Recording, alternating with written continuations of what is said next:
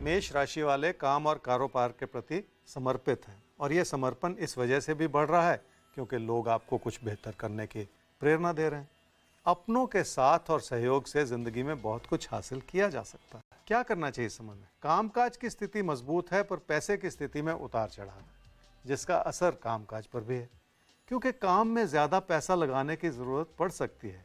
यही कारण है कि आपको इन ज़रूरतों को पूरा करने के लिए अपनी बचत की ओर भी देखना पड़ रहा है। क्या न करें इस समय में? इस बात को कम न समझें कि अपने ज्ञान को और अपनी क्षमताओं को बढ़ाया जा सकता है, जिसके लिए हालात अनुकूल बने हुए हैं। आप मेहनत भी कर पा रहे हैं और ये अच्छी बात है। विचारों के मतभेद के रूप में किसी को नाराज करना ठीक नहीं है।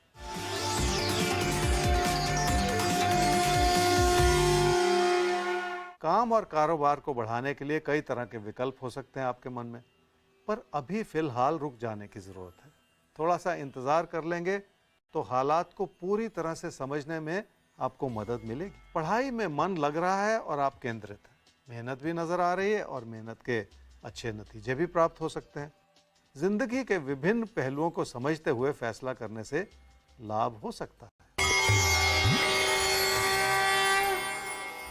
वृषभ राशि वाले ये समझ लें कि किसी भी काम में अपनी मेहनत बनी रहे तो बहुत कुछ हासिल किया जा सकता है और ये समय ही ऐसा है कि आप अपनी मेहनत को आधार बनाकर कई तरह के विकल्प खोज रहे हैं। क्या करना चाहिए इस समय में? भाग्यशाली समय है जो आपकी प्रेरणा को जगा रहा है और आपसे मेहनत करवा रहा है। इस प्रयास में बहुत सारी ऐसी चीज़ें भी जुड़ती चली जा रही हैं जो आपके लिए मददगार होती चली जाएं। लोगों का सहयोग मिलना भी बहुत बड़ी बात होती है। क्या न करें इस समय में? तकदीर की भूमिका बहुत होती है पर तकदीर के भरोसे चलना नहीं चाहिए। नुकसान से जुड़ी परिस्थितियों को आप पीछे छोड़ाएं पर अभी भी अपने मन में कोई ऐसी घुटन न पैदा करें जो आपको परेशान करती चली जाए।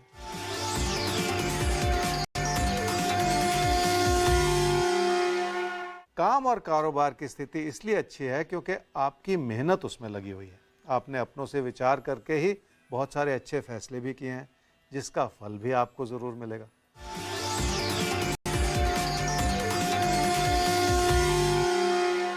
रिश्तों की बहुत अहम भूमिका है, अच्छे समय में भी और कठिन समय में भी। कठिन समय में खासकर अपनों से मिलते हुए सहयोग से आप अपने भरोसे को जगा सकते हैं। तो पैसे से कहीं ज्यादा अहमियत रखते हैं रिश्ते। अगर रिश्ते सही हैं तभी खुशियों को सेलिब्रेट करने में, खुशियों का जश्न मनाने में मजा आता है। अगर अपने साथ ना हो तो जिंदगी में खालीपन रह जाता है। तो आप भी हमारे अपने हैं और आपका ये साथ हमारे साथ बना हुआ है, तभी इस राशिफल को हम सेलिब्रेट कर पा रहे हैं सही मायने में पूरे देश और दुनिया में। तो आगे बढ़ते हैं अब और बात एक सवाल की कर लेते हैं और सवाल हमारे सामने है गौरव मिश्रा। आपका डेट ऑफ बर्थ 24/9/1983, 9:15। सुबह इनका जन्म हुआ है गाजीपुर, उत्तर प्रदेश। पेशे से एक एक्टर हैं, कई साल से फिल्म इंडस्ट्री में काम कर रहे हैं, कई अच्छी प्रोजेक्ट्स भी किए हैं, काफ़ी अच्छा सब कुछ चल भी रहा था, काफ़ी अच्छा काम भी इन्होंने किया है। लेकिन पिछले 1 साल से इनका करियर ग्राफ ऐसा गिरा कि फिर उठा ही नहीं। ना कोई नया काम आ रहा है, ना ही कोई कमाई अच्छे से हो पा रही है, तो आर्थिक मुश्किलों में भी घिर रहे हैं। क्या करें जो एक बार फिर से अपने रुके हुए करियर को ट्रैक पर ला पाएं? कुंडली क्या कहती है?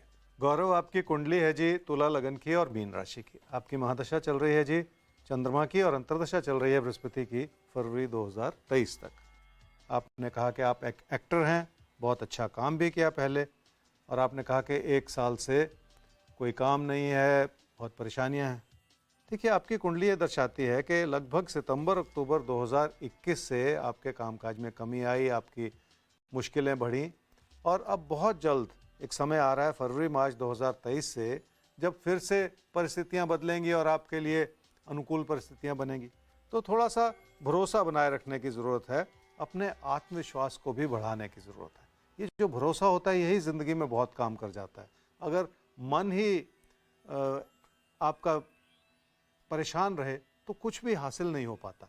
इसलिए इस भरोसे को जगाए रखें। आपकी आर्थिक स्थिति भी वहाँ से 2023 में बदल रही है, बेहतर हो रही है और बहुत सारी चीज़ें आपकी मदद करती चले जाएं, ऐसा भी योग है। इसलिए खुद को आने वाले समय के लिए तैयार भी कर लें। तो फरवरी-मार्च 2023 से वो अच्छा समय आ रहा है जिसका है आपको इंतजार।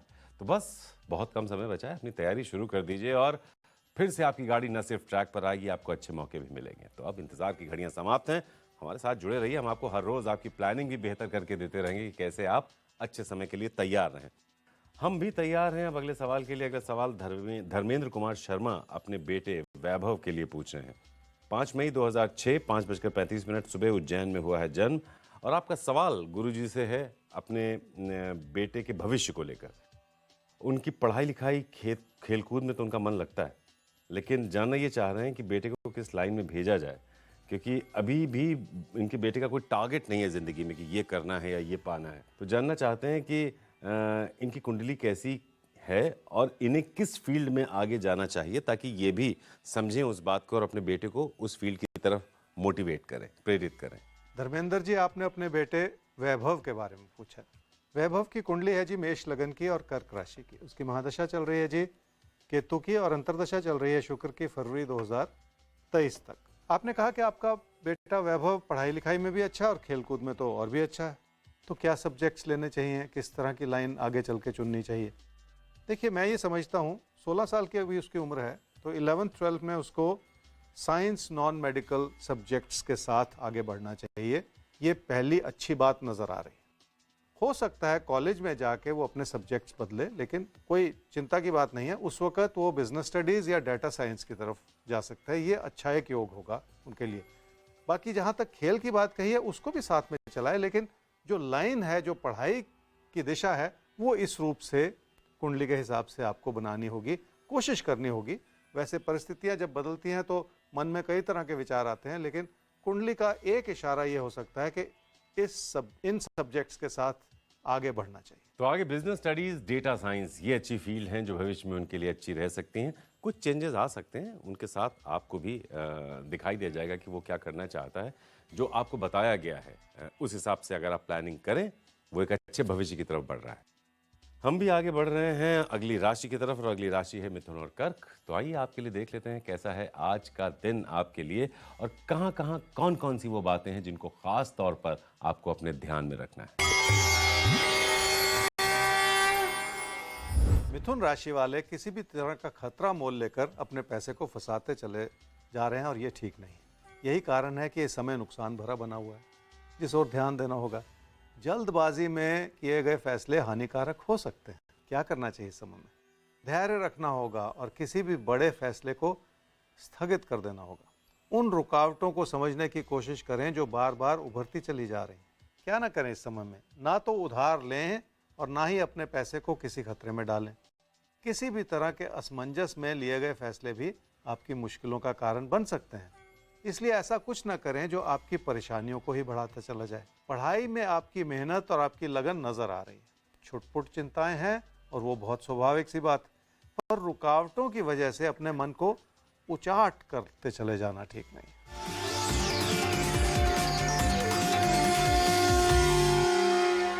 पैसे की स्थिति ठीक है, पर अब एक ऐसा दौर शुरू हुआ है आपके लिए जिसमें सतर्क रहने की जरूरत है। खर्चे हो या नुकसान हो, आपकी आर्थिक स्थिति पर बुरा असर पड़ सकता है। कर्क राशि वाले जितना लोगों से जुड़ना चाहेंगे, उतना ही अपनी परेशानियों को आप दूर करते चले जाएंगे, और यही वजह है कि आपसी तालमेल बनाए रखने के लिए अच्छा समय है। अपने विचारों को भी इस रूप से आगे रखना होगा जिसमें तर्क भी शामिल हो और आपकी विनम्रता भी शामिल हो। क्या करना चाहिए इस समय में? शादीशुदा जीवन में विचारों का मतभेद हो सकता है, पर आपकी अच्छाई यह है कि आप हालात को संभालने का भरपूर प्रयास भी कर रहे हैं। पर इस बात को समझ लें कि कोशिश करने से ही बात बनती है। क्या ना करें इस समय में? अपने साथी सहयोगियों की बार बार उभरती हुई आलोचना से आप कहीं घबरा न जाए, बल्कि उनके विचारों में क्या चीज़ छुपी हुई है उसे भी संभालने की कोशिश कर लें, ताकि आपकी ओर से कोई गलती ना होती चली जाए।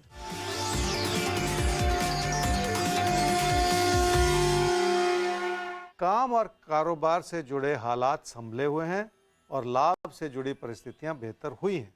इसका एक बड़ा कारण यह भी है कि आपने अपनी क्षमताओं को पूरी तरह से इस्तेमाल करने का प्रयास किया है। हालात से पूरी तरह फायदा उठाना है तो मन में बिठाई हुई घबराहट को भी हटाना पड़ेगा।